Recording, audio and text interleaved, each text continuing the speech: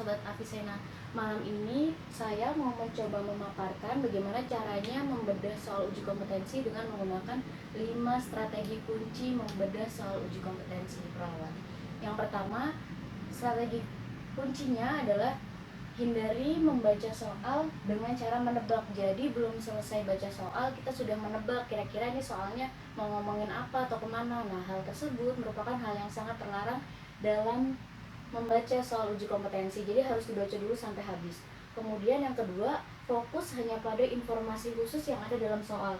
Nanti saya akan jelaskan dulu dari 1 sampai 5, baru kemudian saya akan infokan ke teman-teman bagaimana caranya melihat informasi khusus, kata kunci, dan mengeliminasi jawaban. Nah, kemudian yang ketiga, fokus pada kata kunci yang ada dalam soal.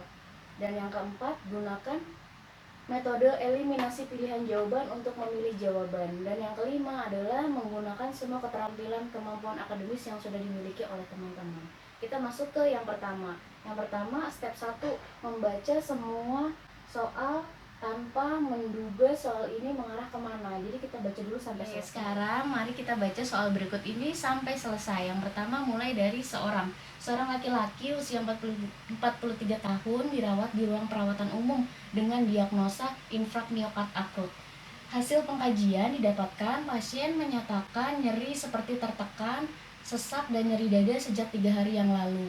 Pasien tampak meringis kesakitan, tekanan darah 140/90 mm air raksa, frekuensi nadinya 110 kali per menit, frekuensi nafasnya 22 kali per menit.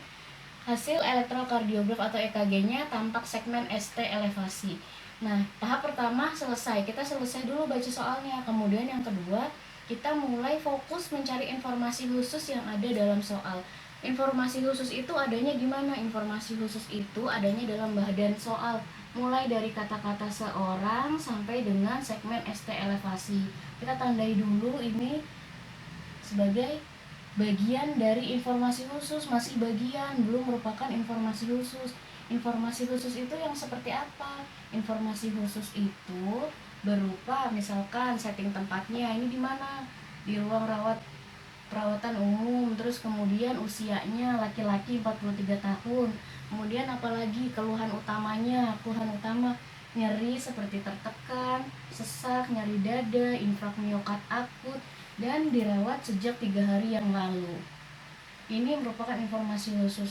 Data informasi khusus itu mencakup setting, tempat, latar belakang usia pasiennya, keluhan utama, sampai dengan riwayat perjalanan penyakitnya. Itu bisa bagian dari informasi khusus.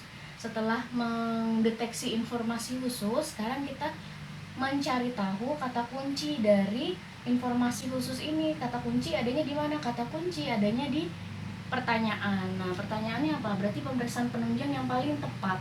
Ini adalah kata kunci. Kata kunci yang asalnya dari mana? Dari informasi khusus. Berarti kata kunci untuk pemeriksaan lanjutan pada pasien infrak miokard akut yang sakitnya sudah lebih dari 3 hari. Apa yang harus dilakukan?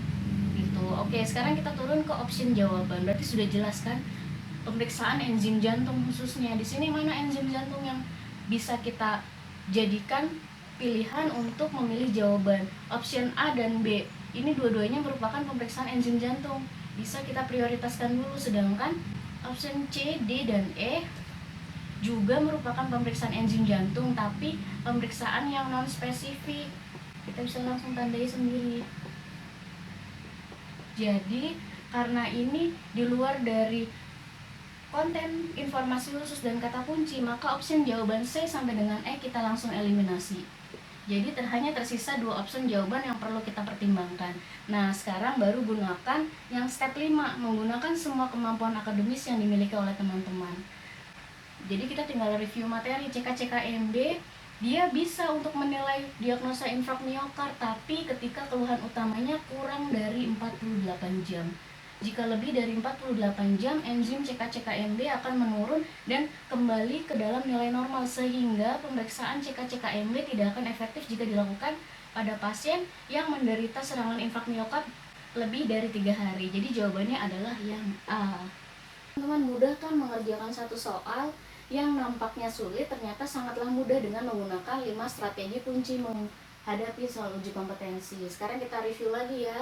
Yang pertama tadi membaca dulu sampai selesai, mulai dari kata seseorang sampai dengan segmen ST elevasi, itu yang pertama. Kemudian yang kedua, hanya fokus pada informasi khusus.